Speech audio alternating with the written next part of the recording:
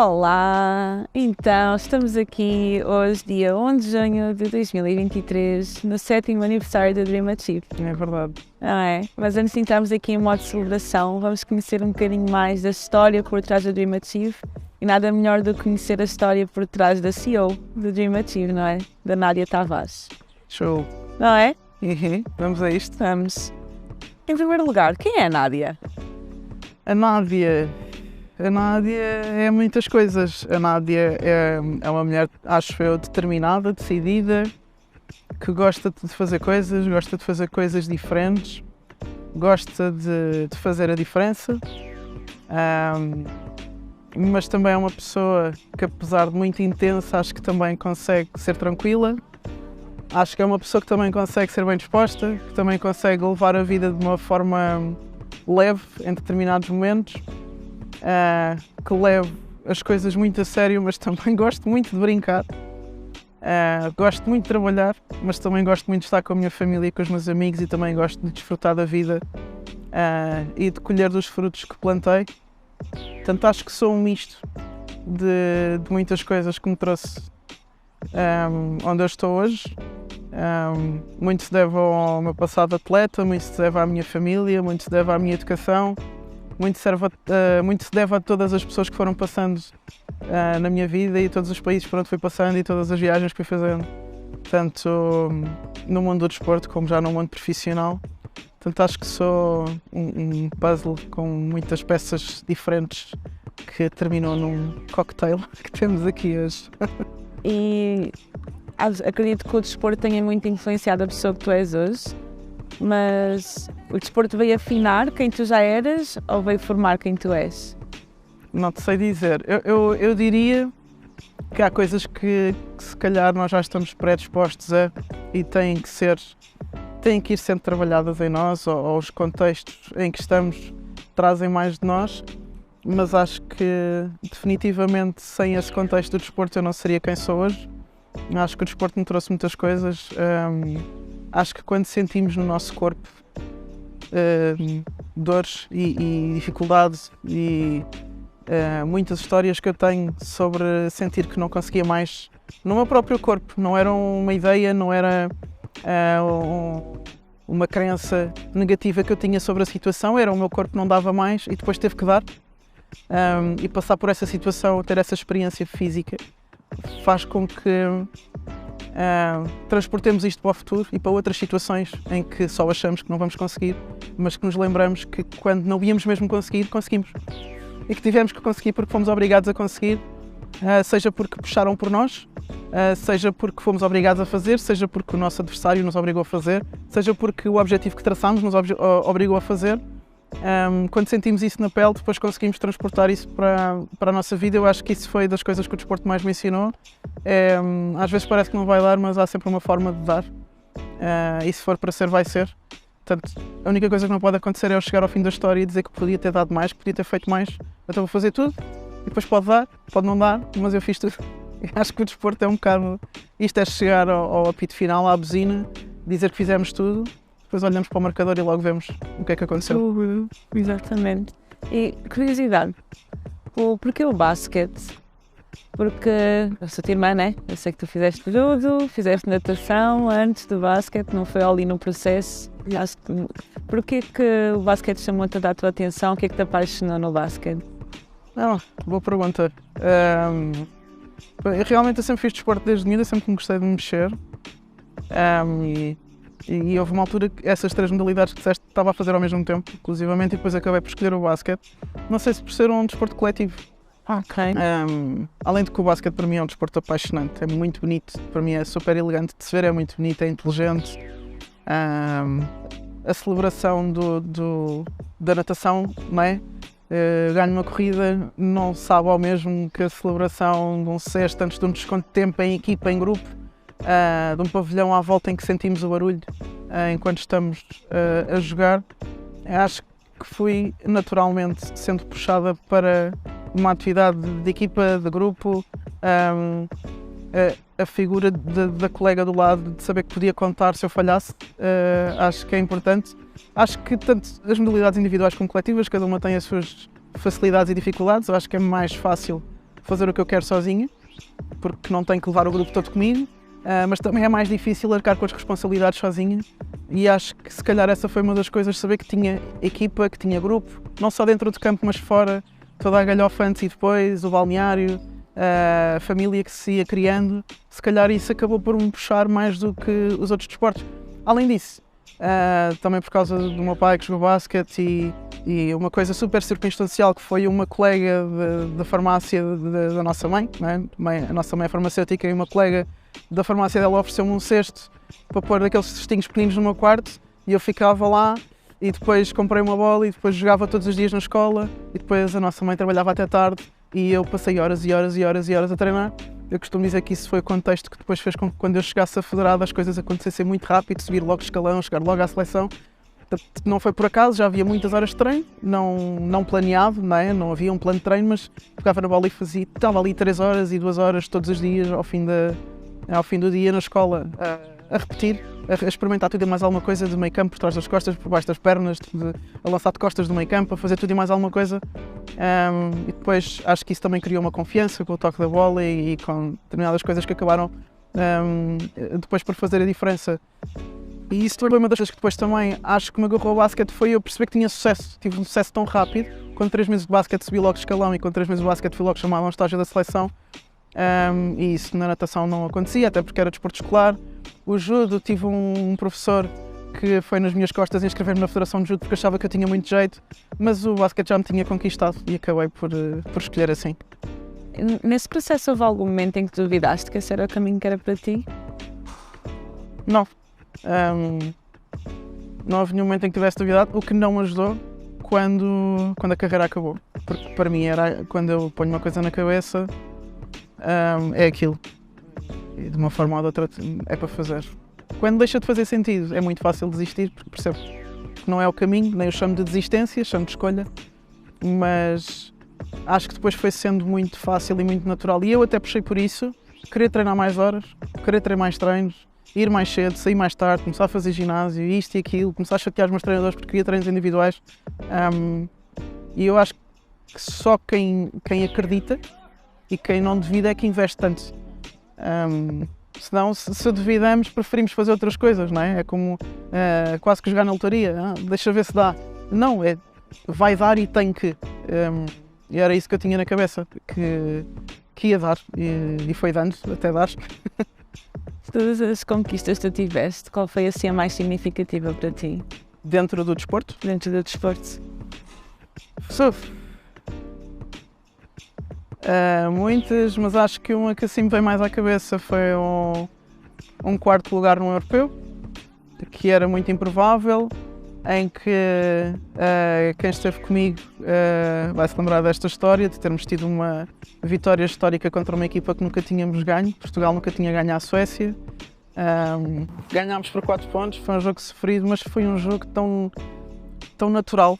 Ou seja, foi sofrido, mas foi sem esforço. Não sei se me faz entender, as coisas simplesmente aconteceram, estávamos todas alinhadas, todas acreditávamos, todas nos mantivemos até ao fim. Começámos a fazer as outras duvidar, porque elas supostamente iam-nos ganhar muito fácil, elas começaram a duvidar. Então tenho sempre na minha cabeça o europeu na Lituânia, em que tivemos uma vitória histórica contra a Suécia, ficámos em 4º lugar no europeu, em que até lá nunca tinha acontecido. Também levo no meu coração a primeira vez que fui campeão nacional, porque é um fim de semana em que sou campeão nacional, em que recebo prémios de melhor jogadora, melhor marcadora. Coincidiu com o mesmo fim de semana em que tirei a carta, tinha 18 anos na altura. Foi um fim de semana de um culminar de um ano de trabalho, de muito trabalho, e muito trabalho sozinha, muito trabalho invisível. Eu já estava a jogar nas séniores, só que não tinha espaço nas séniores, então aquela coisa de eu querer ter espaço nas séniores fazia-me trabalhar sozinha, ir para o ginásio sozinha, e vir lançar antes e ir depois, e pedir para treinar extra, e depois às vezes fazia 2 treinos seguidos e treinar com as séniores, mas também queria treinar com os júniores, porque queria, e quando chego ao final do ano e vou à Final Four de júniores, tive percentagens de lançamento incríveis e jogos incríveis, e mais de 90 pontos em 3 jogos, e ganhei imensos prémios. E é curioso porque tirei uma lição desse fim de semana, que falo no meu livro, que a gente teve 3 jogos, Final Four, sexta, sábado e domingo, jogos incríveis. O último jogo marquei 43 pontos, falhei 3 lançamentos, uma coisa incrível, nunca mais aconteceu na minha vida, foi mesmo tipo, tudo alinhado, né? Campeões nacionais, uma grande festa e jantarmos fora e toda aquela coisa de abrirmos champanhe e não sei o quê. E lembro-me de quando cheguei nesse dia à noite a casa, a única coisa lá na minha cabeça é que tinha que me levantar no dia a seguir porque tinha matemática às 8 da manhã. E às vezes nós estamos muito focados na questão do objetivo final e esquecemos de desfrutar o processo. Apesar desse título ter sido muito importante, acho que a aprendizagem que eu tive neste processo de não estar a ter o espaço que eu queria, de não estar a ter os minutos que eu queria nas séniores e ter continuado a trabalhar e ter continuado a ir ao ginásio sozinha mesmo, mais ninguém ainda da equipa, só eu e a estrangeira, por exemplo. Era a Gil, chamava-se a Gil, era brasileira. Só nós as duas é que íamos ao ginásio e eu ia mais cedo e ninguém ligava nenhuma e ficava a fazer uns exercícios malucos e até gozavam comigo. E no final desse ano, além dessa conquista, sou convidada para jogar como profissional numa equipa melhor. E foi a primeira vez que tive um contrato profissional, depois de ter tido um ano sem jogar nas séniores, fui convidada para ir para um clube ainda melhor. E acho que também isso se deve ao processo, não só a estar focada nos minutos que eu ia jogar e no reconhecimento que eu ia ter. Acho que teve muito mais a ver também com o processo, com eu ter-me aguentado no processo e saber que eu ia colher aquilo em algum momento. E tu agora estavas falaste da questão do teste de matemática e lembraste-me de... Também queria te perguntar outra coisa, que tu sempre foste excelente no basquete e sempre tiveste um processo escolar com sucesso e isso também é um dos motivos pelos quais hoje tu tens a Dream Achieve e já mais para a frente vamos falar sobre isso. E tu achas que mais fez a diferença para tu conseguires ser tão bem sucedida nas duas áreas, tanto no basquete como em termos académicos? Eu aí tenho que falar dos nossos pais, não é? Que nunca permitiram que fosse diferente. O nosso pai, principalmente, sempre fez força para que andássemos em colégios, sempre nos apoiaram em tudo, meio a buscar aos treinos sempre para eu poder estudar. Acho que sempre houve esse apoio em casa e essa nunca foi uma exigência, uma pressão. Eu não me lembro nunca dos nossos pais dizerem tens que estudar, olha, já estás para o teste. Não me lembro disto nunca ter acontecido, mas lembro-me de ser quase que implícito que eu tinha que conseguir fazer tudo. Por haver essa capacidade para se fazer tudo, não é? Os nossos pais também são formados, também nos passaram um exemplo de esforço e de trabalho e de gestão de tempo, não é? A mãe sempre trabalhou e cuidou de nós, o nosso pai foi para fora para trabalhar, portanto sempre houve essa vontade implícita de quererem ser melhores, não é?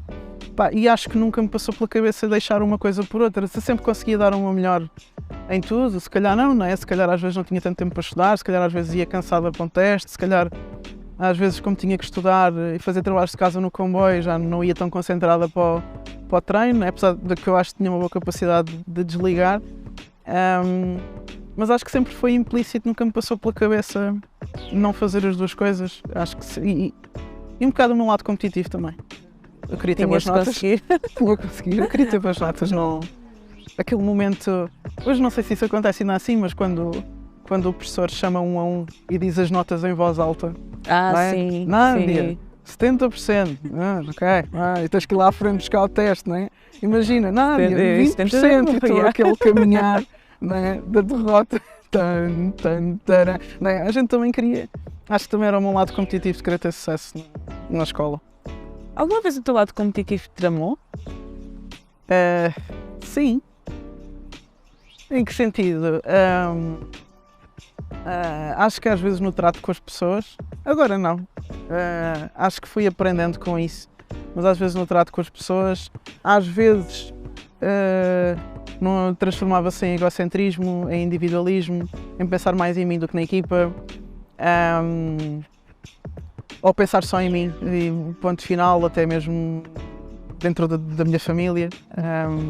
Ser tão importante ganhar, ser tão importante estar à frente, que me esquecia de muito do resto, e não é que eu não me importasse com as pessoas, mas acho que fui formatada para querer ser distinta. Eu sempre digo, eu não quero ser a melhor, mas eu quero ser diferente. Eu não quero ser igual a toda a gente, eu quero ser eu, e a Nádia não existe mais nenhuma, eu tenho que respeitar isso. Mas acho que às vezes isso e tive que aprender a gerir isso e até ser mais empática, pôr mais no lugar dos outros, porque não é o mais natural em mim. Eu acho que o natural era ser competitiva, porque, como eu estava a dizer, desde sempre fiz desporto, desde sempre aquela coisa do há um que ganha e um que perde, e acho que isso foi-se colando à minha identidade e tive que descolar um bocadinho e perceber onde é que se usa a competitividade, onde é que se usa mais da empatia, onde é que os dois têm que estar a trabalhar em conjunto.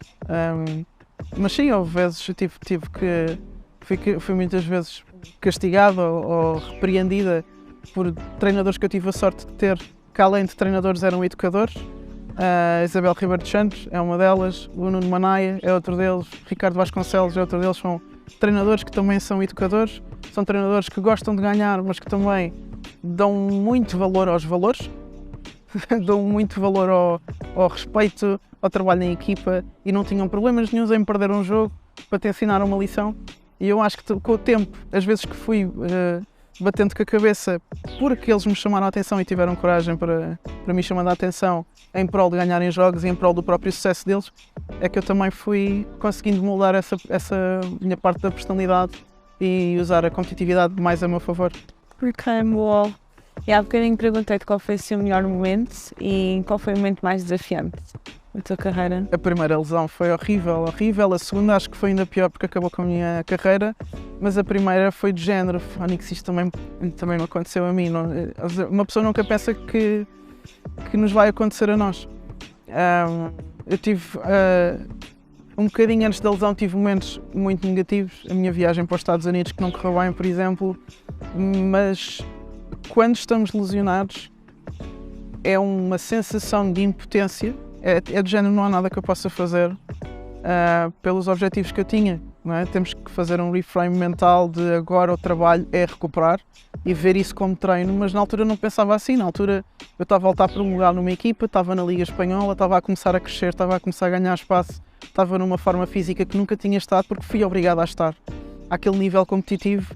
E quando a coisa está a começar a engrenar, tenho um treino que não aqueci bem, estava muito frio, foi uma decisão estúpida, e num momento tudo muda e de repente estás numa forma física espetacular e já nem em má forma estás, não existes, em termos desportivos não existes naquele momento, e estás meses e meses e meses a tentar recuperar tudo o que trabalhaste anos para lá chegar. Foi claramente a fase mais difícil, principalmente a fase em que volto, e por isso é que eu, quando trabalho com atletas hoje em dia, tenho muita atenção a esta fase, que é a fase do regresso e a gestão de expectativas com o regresso após a lesão. A gente tem a ideia que depois da alta médica está tudo, e não está. Há ritmos para recuperar, espaço para ganhar, o que o teu corpo está habituado a obedecer, não é? O teu cérebro nem pensa, é tipo, tenho que fazer isto, tenho que ir para a esquerda e não sai. E esse meu regresso foi o meu momento de mais alta frustração, não sei se em toda a minha vida, porque senti que o meu corpo não responde àquilo que eu estou habituado a fazer, aquilo que é básico. Fazer um arranque e um lançamento na passada, e eu não conseguia usar a perna que chamava ao salto, porque não tinha força, porque de repente aparecia uma dor ou outra porque ainda me estava a adaptar à operação que tinha acontecido lá dentro. É horrível, não tem descrição. Por isso é que hoje também fico mais sensibilizada quando trabalho também com atletas com lesões, porque sei que é muito duro, porque o corpo não responde. Eu não sei explicar isto de outra forma. Imagina tu agora queres te levantar dessa cadeira, queres andar e o teu corpo não anda. Ou demora mais 5 segundos do que demorava antes, e isto no desporto de 5 segundos é uma eternidade, não é? Portanto, acho que essa foi até principalmente o regresso, porque uma pessoa lesiona-se, ficas lixada, mas depois diz assim: vou recuperar, vou voltar melhor do que nunca, e treinas e coisa. Eu com menos de 4 meses já estava a correr, já estava isto, já estava aquilo, depois volto ao campo e não voltei a ser eu nunca mais. Foi muito, muito duro. Acho que foi a pior fase. E nessa pior fase, o que é que tu mais aprendeste? O que é que eu mais aprendi nessa pior fase? Que tudo passa. Já passei muitas coisas difíceis na minha vida, essa foi uma delas. A verdade é que tudo é vivido em fases boas, fases más, e aprendi que não vale a pena irmos atrás do drama. E eu entrei muito no drama, não estava preparada para aquilo e na altura não havia psicólogos também para me preparar para aquilo. Fui-me completamente abaixo, estava irritadiça, estava frustrada, lembro-me de gritar nos treinos, de mandar vir, de estar mesmo muito mal, muito em baixa, e depois passou. Eventualmente a fase passou e entrei noutra fase da minha vida e noutra fase da minha carreira profissional e passa. Eu muitas vezes digo esta frase que parece um bocado clichê, que não é o que nos acontece, é o que fazemos com o que nos acontece. Não é? E também é o quanto nos deitamos abaixo com o que acontece ou temos a calma e inspiramos os outros com o que nos acontece, porque a verdade é que naquele momento, aquele ano em que eu volto da lesão, entre uma lesão e outra, eu às vezes ainda sinto um bocado de vergonha dos meus comportamentos, porque eu sempre me senti como uma pessoa que inspira os outros, que é um exemplo para os outros. Não é? Já fui capitão de seleção, já fui capitão de equipa, sempre fui uma pessoa exemplar, e naquele ano não fui exatamente o contrário, eu não estava a conseguir lidar com aquilo. E hoje tenho isso muito na cabeça, de ok, estou a passar por um mau momento, mas alguém está a olhar para mim e está a ver como é que eu estou a passar por este mau momento, ou estou a passar por este mau momento, mas quando este mau momento acabar, eu quero poder contar a história de que mantive a calma durante este mau momento, que também senti coisas, que também chorei, que também desabafei, que também precisei de aliviar as minhas ansiedades, etc, mas que não desesperei, que sabia que ia passar. Também é brincar com a linha do tempo, deixa-me ver o que é que eu senti naquela altura e o que é que eu quero sentir no futuro, brincar um bocadinho com a linha do tempo para me conseguir aguentar nas más fases. Bacana. Diz-me uma coisa, depois dessa primeira lesão tiveste a segunda, que foi depois quando colocaste o fim à carreira, por assim dizer. Desse tempo até o momento em que tu voltaste a estar em contacto com o desporto, como é que foi esse processo? Foi duro, mas eu não percebi na altura, porque quando me dizem que eu não posso jogar mais a um nível altamente competitivo e o resto não me interessava, por isso é que também decidi terminar. Acho que desse dia até voltar a estar em contacto com o desporto passaram mais de 4 anos. Eu não entrei num pavilhão de basquete, eu cortei amizades aos poucos, não é? Não foi de género, olha, não vou falar mais contigo, mas acho que aos poucos fui-me afastando das pessoas, fui-me afastando do contexto, foi de género, já foi, esta fase da minha vida já foi, não quero saber. Acho que me sentia até ressentida com o basquete, porque sentia que tinha dado tanto à modalidade e que depois, quando estava prestes a colher, quando comecei a ir para fora, para ir para o estrangeiro, não é? Não consegui colher como queria, sentia-me muito zangada. Só que faltava aqui uma parte de mim muito grande, muito significativa, como eu estava a dizer ao início, muito daquilo que eu sou veio daquilo, e acho que durante esses 4 anos eu não fui essa pessoa. Tentei ser outra, achei que tinha que... e fala-se muito sobre isto, sobre o reinventar-me. Ok, já não sou atleta, então vou-me reinventar, mas eu não tenho que me reinventar ao ponto de deixar de ser eu e de deixar as minhas aprendizagens todas para trás e tudo o que o desporto me deu tudo para trás e as pessoas que o desporto me deu todas para trás, e eu cometi esse erro, ou se calhar foi uma fase necessária para eu perceber o quão importante era fazer o que eu estou a fazer hoje, que é usar o que eu aprendi em prol do que eu quero fazer hoje. Eu falo muito sobre esta história, conto esta história muitas vezes, que ainda até hoje não sei explicar porque é que depois de 4 anos sem ter contacto com o basquete, ver um jogo de basquete, entrar num pavilhão, falar com pessoas do basquete, eu estava sozinho em casa e decidi pôr um DVD de um jogo meu. E quando vi o DVD comecei a ver uma Nádia que não via há anos, a Nádia que grita e que reclama com o árbitro e que vai ao chão e levanta e que lança 10 vezes e falha, mas mesmo assim lança o 11º porque acredita que a próxima vai entrar e a próxima vai entrar e que a próxima vai entrar. E eu pensei assim, pá, esta pessoa não pode ter desaparecido só porque saí das 4 linhas, esta pessoa existe em algum sítio e se calhar é isto que eu tenho sentido falta este tempo todo, porque durante esses 4 anos eu já estava licenciado em Psicologia, já tinha um mestrado em Psicologia e não exercia. Andei a fazer outras coisas, andei a procurar-me e a Nádia estava ali o tempo todo. E foi interessante olhar para mim, não é? E às vezes disse, não olhes para trás, o passado é passado, mas às vezes olhar para trás. E acho que nessa altura, olhar para trás, olhar para a Nádia atleta, pá, encontrei-me. Foi assim um clique de género, preciso ir buscar isto. Coincidiu com uma amiga minha também do basquete a dizer-me, olha, tu se calhar vais gostar de coaching, faz esta formação, tal. E as peças começaram-se a juntar. Acho que também comecei a abrir para outras coisas, estava muito fechada a não desporto, não é? Que já tinha passado, comecei a abrir horizontes. Primeira formação de coaching, alguém que me diz, Fogo, tu és atleta e és psicóloga? Ou tu foste atleta de seleção e foste psicóloga? Porquê que tu não, né? Um mais um igual a 2, porquê que tu não?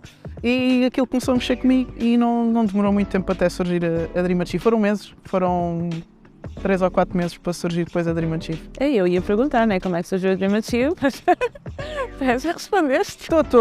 Começou com este bichinho de perceber que a Nádia atleta podia salvar uma vida, no fundo. Perceber que a psicologia não era só a clínica sentada num escritório, porque isso eu também queria evitar. Perceber que o meu know-how do desporto podia se juntar à minha formação. Perceber esta nova área do coaching que eu gostava tanto e que me libertava de algumas crenças que existe, que o psicólogo é aquela caixa, e o coaching libertou-me para competências que nem eu sabia que tinha: comunicação, dinâmicas de grupo, palestras, formações. Adoro estar em grupo, é das coisas que eu gosto mais, ou se calhar a coisa que eu gosto mais é estar em grupo, falar em público, adoro. Sei lá, e daí comecei a usar o que tinha. A Dream Achieve surge num telefone, era o que eu tinha, não tinha computador sequer na altura. Surge num telefone, surge com o que eu tinha, que eram as minhas histórias de atleta. Então comecei a escrever. Começou com um blog. Já nem te lembravas, eu também às vezes já nem me lembro disso. Mas a Dream Achieve é um blog, é uma página de Facebook em que uma vez por semana meti-me a escrever uma história qualquer. Lembras-te daquela vez, com a Isabel, na seleção, em que se eu não defendesse, tinha que ir correr e depois não sei o quê. E isto tem a ver com a superação e com a motivação e com a resiliência e com a liderança. Comecei a juntar as minhas histórias com os conhecimentos que tinha da psicologia, não nem eram muitos, mas as ferramentas que tinha de coaching. E surge a Dream Achieve, dia 1 de junho de 2016. Começa a criar muito burburinho, muita gente a partilhar, muita gente uau, eu começo a perceber, ok, se calhar isto pode dar mais. E depois vou bater à porta da Federação de Basquete e digo: preciso de um estágio, preciso de começar. Liguei ao Nuno Manaia na altura, abriu-me logo a porta. Tive essa primeira oportunidade de começar logo numa federação, de começar com seleções nacionais, de logo no meu primeiro ano acompanhar equipas em europeus. Acho que isso também me deu logo alguma visibilidade e alguma estaleca emocional, porque eu tive que ultrapassar muito rápido a atleta para a psicóloga, porque fui logo para o meio, não é? Então, aquelas sensações todas de fogo eu tive aqui, não é? Foi logo o choque de 4 anos sem basquete e de repente quando vou ser psicóloga, não é? Ainda havia atleta aqui dentro, ainda havia as sensações do jogo, ainda havia o querer ser capitã, não querer ser psicóloga, ainda havia trabalhar com treinadores que foram meus treinadores. Eu fui para o CAR trabalhar com a treinadora que tinha sido minha treinadora, vou para as seleções trabalhar com treinadores que foram meus treinadores. Eu vou para a primeira seleção que acompanho trabalhar com um treinador que foi o primeiro treinador que me pôs como capitão numa seleção. Portanto, muita mistura aqui dentro e tive que muito rapidamente ter consciência disso e ultrapassar isso. Mas surgiu assim, surgiu com o que eu tinha. Às vezes as pessoas pensam que tem que ter isto, tem que ter aquilo para começar, mas acho que tens que começar com o que tens e eu comecei com o que tinha. E era isto que eu tinha. E como é que surgiu o nome da Dream Achieve? Eu queria um nome que indicasse o princípio e o fim e que sugerisse às pessoas que elas têm que trabalhar no meio. Ou seja, o dream é o início, o sonhar, não é? E o achieve é o final. Eu queria, e tinha que rimar, não é? Houve uma altura que eu andava com o, como é que era? Grow to glow, não é? Cresce para brilhar, qualquer coisa assim. Mas o dream, até começou Dream to Achieve e depois é que ficou mesmo a marca Dream Achieve. Mas a ideia é essa, é o nome ser o princípio e o fim, não é? E a pessoa perceber que tem que trabalhar no meio, digamos assim, entre o sonhar e o alcançar. Uau! Então a Dream Achieve começou com o nome, com o telemóvel, e hoje onde é que está? Fogo, hoje eu nem sei muito bem onde é que está, porque eu vou-me surpreendendo todos os dias de onde é que o nome da Dream Achieve já chegou. Mas entretanto, o que é que aconteceu à Dream Achieve? Já trabalhámos em federações, neste momento estamos na primeira liga de futebol, temos alguns atletas espalhados por outras primeiras ligas no mundo. Trabalhamos com mais do que uma instituição desportiva, fomos obrigados e bem a fazer equipa, não é? Somos uma equipa de psicólogos. Sei lá, neste momento temos o livro Mindset Atleta, temos o livro Mindset das Lesões, Lançámos também um produto, a planilha de objetivos, que é um conjunto de ferramentas para te organizar em termos diários para chegares ao objetivo. Lá está o Dream Achieve. Portanto, acho que já vamos fazendo muitas coisas. Temos a plataforma Achieve You, onde temos também cursos online, já também muitas formações presenciais também já feitas. Eu às vezes esqueço-me já da quantidade de coisas. Temos a revista também, a revista Boost, também muito presentes nas redes sociais. Foi algo que eu também fiz sempre questão, porque acho que hoje em dia é importante, e eu também é uma coisa que eu gosto de fazer, também depois depende do que é que a pessoa gosta de fazer. Portanto, vamos estando aquilo e acho que fomos sendo reconhecidos como diferentes, que é aquilo que sempre que eu quis, porque acho que conseguimos trazer a parte teórica e a prática de uma forma que pouca gente hoje consegue. Acho que as pessoas ou agarram-se muito à teoria e estão muito na parte académica, ou muito na parte do escritório e sentados à secretária à espera que as pessoas cheguem. Ou então são tão práticos que esquecem-se da teoria e do rigor científico, e acho que nós, de uma forma ou de outra, estamos a conseguir juntar essas duas partes com muito dinamismo, com muita proatividade. É errar muito, mas depois também é corrigir, e eu costumo dizer que mais vale errar rápido do que acertar devagar, porque eu erro rápido, corrijo, levanto-me, faço outra vez e já tenho a experiência do erro e estou melhor do que aquele que ainda está a tentar fazer tudo perfeito para começar e fazer. Então acho que é isso. Acho que somos um grupo de psicólogos jovens que quer fazer coisas diferentes e que está com muita vontade, muita proatividade, e acho que temos bastante futuro. E tu consegues-te ver a inspiração que tu és? Tu és uma mulher negra, que está a fazer muita história em Portugal. Consegues perceber isso? Não dessa forma. Acho que sinto mais que posso vir a fazer. Acho que tive que pôr isso de lado para não me condicionar à mulher negra, não sei o quê. E acho que isso às vezes, se tivermos demasiada consciência disso, vamos nos vitimizar ao ponto de estarmos sempre na defensiva, e eu vou na minha ignorância e faço o que tenho para fazer. E acho que isso também acaba por cativar as pessoas. Acho que uma das piores coisas que existe é nós termos que nos vender no sentido ninguém me dá valor, então esse discurso para mim passa-me completamente ao lado. Eu simplesmente faço o que tenho que fazer e depois sou valorizada ou não por aquilo que tenho para apresentar. Mas espero poder ser essa inspiração. Acho que é uma grande responsabilidade, tanto para a mulher como para a mulher negra ou para a raça negra em Portugal. E no meio em que eu estou no futebol, em que predomina o homem branco, não é? Claro que me sinto uma privilegiada por ter tido pessoas no meu percurso que valorizaram a minha competência em vez de se deixarem levar pela aparência, não é? E espero que isso seja também uma inspiração para outras pessoas dizerem: sou mulher, que se lixe, eu quero mostrar a minha competência. Tenho outra raça, religião, forma de ser, forma de estar diferente, que se lixe, que eu quero mostrar a minha competência. E cada vez mais pessoas a perceber que essas pessoas, por serem diferentes, não é por causa disso que não são competentes. Se eu puder contribuir para isso, excelente. Acho que já estás a contribuir e se calhar não Espero sabes. que sim. Espero que sim. E o Dream Achieve vai para onde? A primeira coisa que me vai à cabeça é: vai para o espaço, vai para o céu, vai para... Acho que vai até onde tiver que ir. Acho que não vai ser por falta de esforço, de trabalho, de empenho, de perguntar a pessoas que percebem mais de negócio, mais de empresas e mais de mercado do que eu. Sempre vou querer ter pessoas à minha volta que percebam também mais do que eu. Acho que vai chegar onde tiver que chegar. Espero que chegue muito longe. Estou a apontar para muito longe. Há coisas que eu só partilho, se calhar, com 2 ou 3 pessoas sobre o quão grande eu acho que a Dream Achieve pode vir a ser. Mas pode não vir a ser. E eu também estou bem com isso. Lá está. Vamos voltar ao início da entrevista. Eu vou dar uma tudo durante este jogo. E depois no final vou olhar para o marcador e ver no que é que isto deu. Mas eu quero chegar ao final deste jogo sabendo que dei tudo o que podia, de consciência tranquila. E depois logo, no final, faz as contas. Ok, então daqui a 7 anos voltamos a falar. Daqui a 7 anos voltamos a falar.